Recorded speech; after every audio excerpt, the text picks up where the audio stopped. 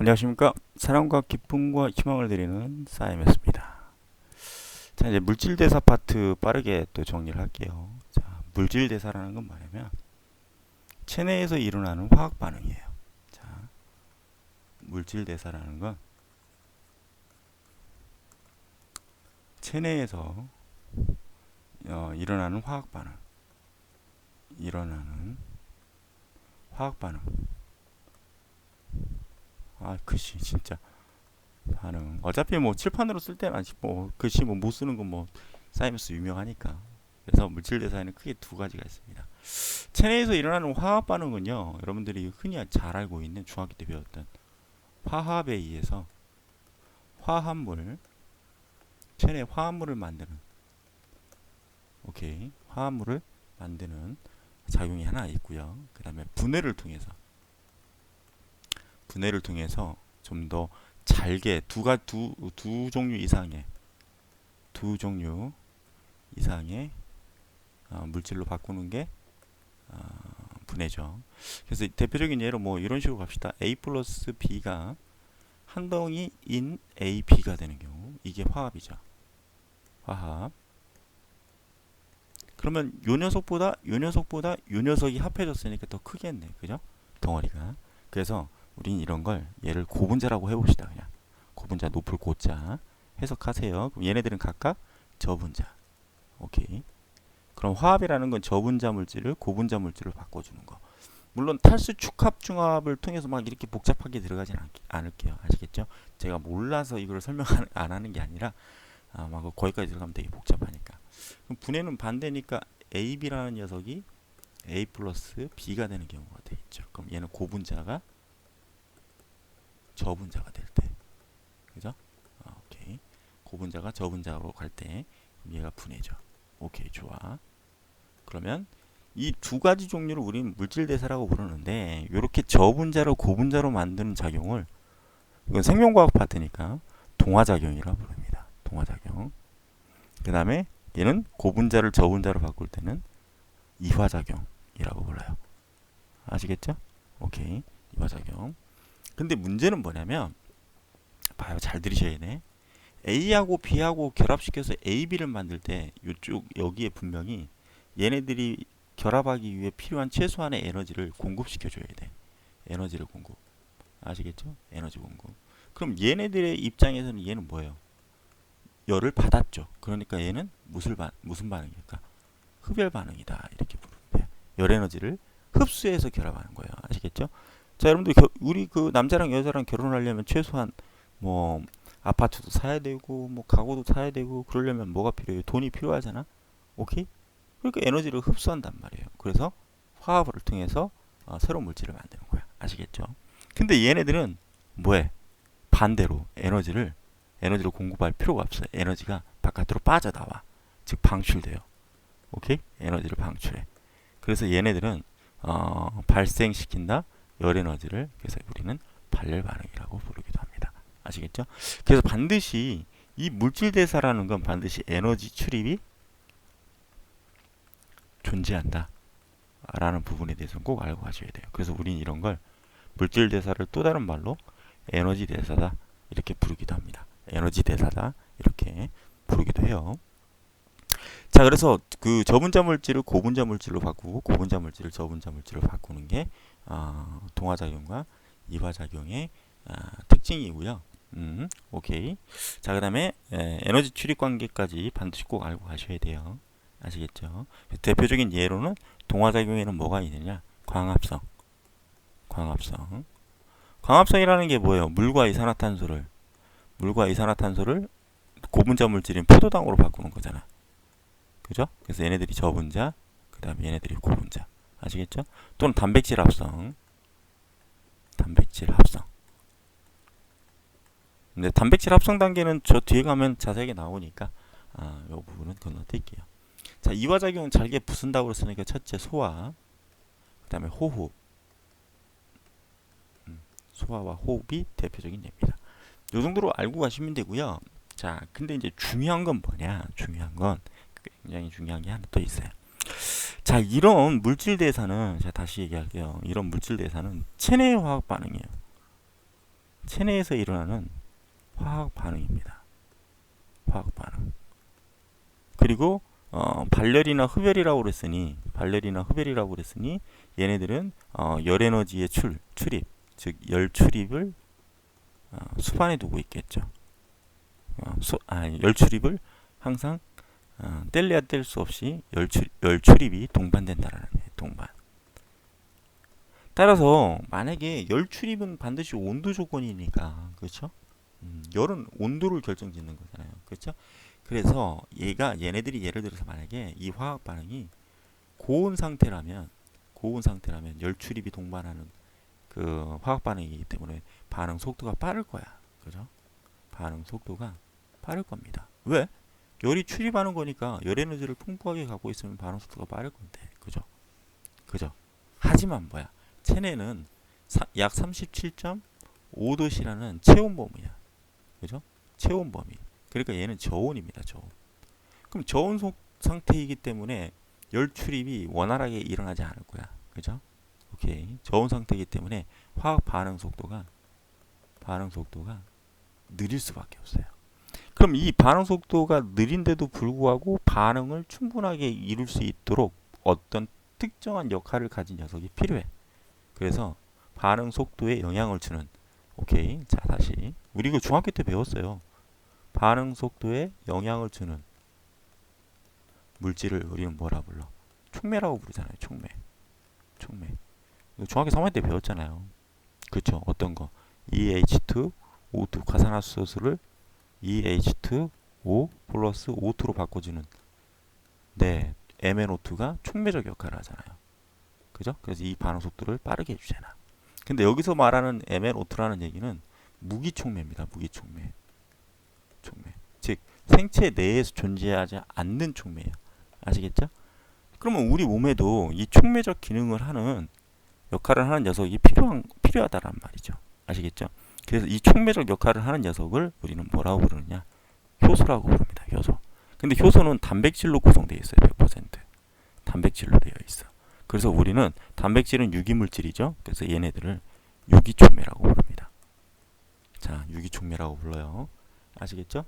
오케이. 그러면 이 효소가 대체 어떤 기능을 통해서 이 그 반응 속도를 빠르게 증가시켜 주느냐, 그 부분에 대해서 좀 설명을 드릴게요. 자, 봐요. 만약에 A 플러스 B라는 녀석이 C로 바뀌는 반응이 있다 칩시다. 그럼 얘는 반응 물질이에요. 얘는 반응 물질. 그럼 얘는 생성 물질이죠. 생성 물질. 그러면 잘 보세요. 반응 물질과 생성 물질의 조건인데, 만약에 이 녀석이 여기가 만약에 에너지의 세기라고 칩시다. 에너지의 세기. 그러면 만약에 여기가 A 플러스 B, 즉 반응 물질이 갖고 있는 총 에너지라 칠게요. 아시겠죠? 그 다음에 여기는 생성 물질 C가 갖고 있는 총 에너지라고 칩시다. 아시겠죠? 근데 A 플러스 B만 놓고 그냥 그 이제 실험을 하게 되면 곧바로 C로 가는 게 아니야. 오케이? C로 가는 게 아니야. 여기에서 어떤 그래프가 나타나느냐? 요렇게 에너지를 살짝 흡수했다가 반응 물질로 이렇게 진행을 해요. 아시겠죠? 요 그래프가 맞아.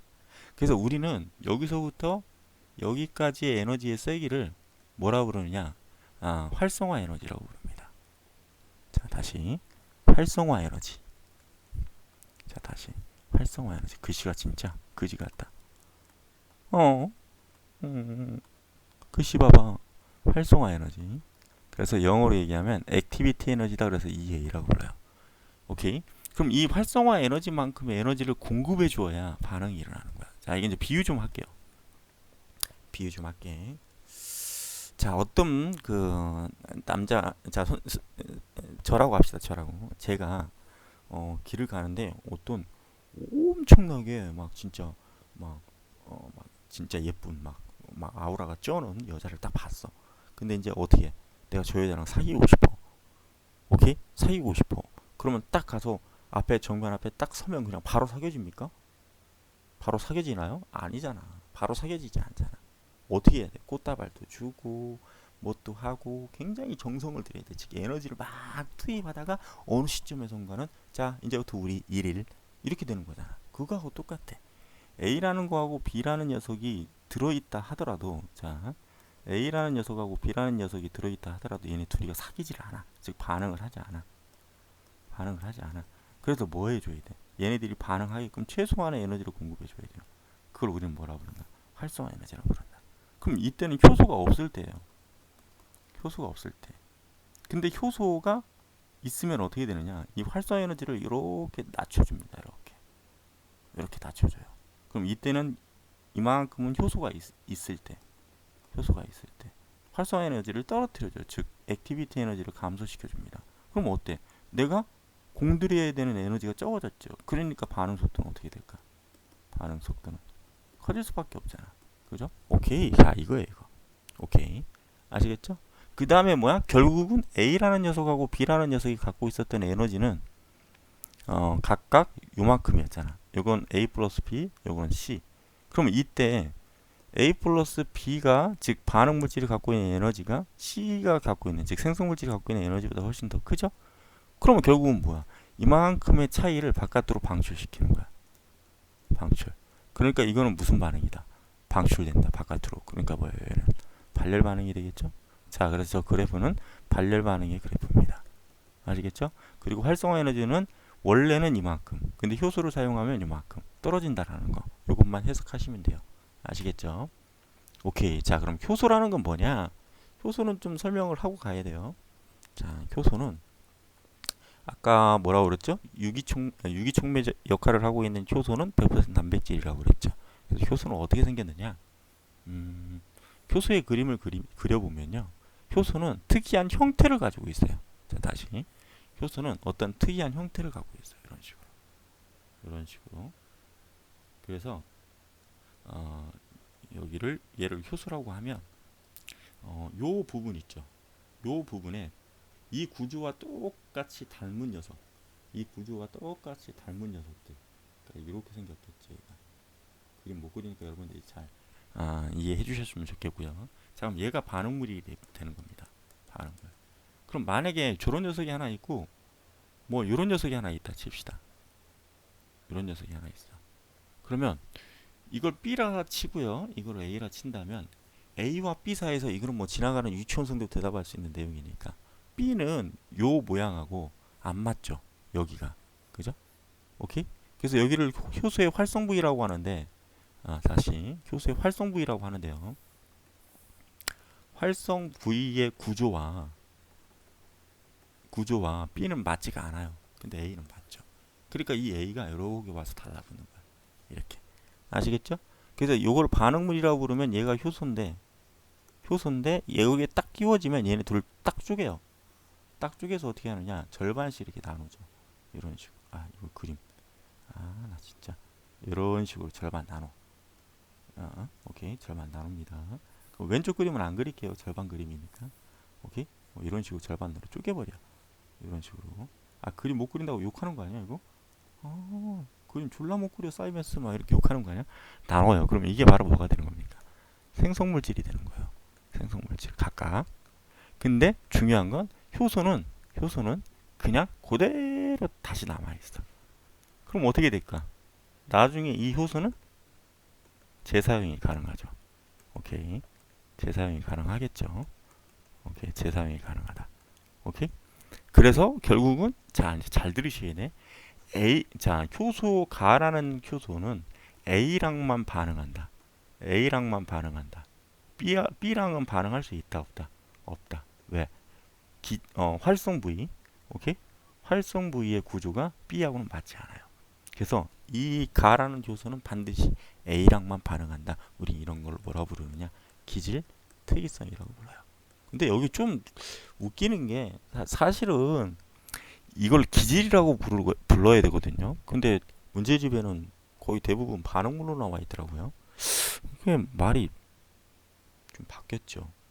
근데 말은 또 기질특이성은 또 기질특이성이라고 정의해놨어. 말이 좀 그래요. 그렇죠? 그래서 대표적인 예를 하나 들어볼게요. 아밀라제, 아밀레이즈죠. 아밀레이즈는 소화 효소예요. 효소. 근데 이 녀석은 반드시 어떤 녀석만? 녹말이라는 녀석만 엿당으로 바꿔주는 역할을 해요. 그럼 이 아밀레이즈라는 얘기는 단백질의 소화에는 관여한다, 안 한다? 안 한다. 지질의 소화에는 관여한다, 안 한다? 안 한다. 왜? 효소의 활성 부위가 얘네들하고 맞지가 않으니까. 오케이? 그래서 이러한 것들을 우리 뭐라 부른다? 기질 특이성이다. 이렇게 부르면 돼요. 아시겠죠? 그 다음에 효소의 활용은 뭐 여러분들이 뭐 효소의 활용은 어렵지가 않은 거니까 뭐 김치, 그다음에 뭐 유산균, 그 뭐죠? 발효식품, 그냥 딱 정리합시다. 발효식품, 뭐 된장, 뭐 발효식품, 발효식품에 주로 효소를 활용하기도 하고요. 뭐 등등등 있죠. 그 다음에 뭐 식혜 만들 때 쓰기도 하고요. 그 다음에 뭐 의약품, 소화제 뭐 등등등. 오케이. 의약 분야에 쓰기도 하고요. 그 다음에 산업 분야에 쓰기도 하죠. 뭐 섬유나 또는 뭐 가축 등의 제품을 생산하거나 또는 환경 분야에는 오염물질을 분해시키는. 오케이. 뭐 이런 거 등등. 뭐 섬유, 의류, 그다음에 뭐 환경, 뭐 오염물질 분해, 오염물질 분해. 이러한 분야에 다양하게 쓰인다라는 거. 이건 뭐 여러분들 문제집 참조해서 해석하시면 될 것 같아요. 아시겠죠? 오케이. 감사합니다. 지금까지 사이메스였습니다. 감사합니다.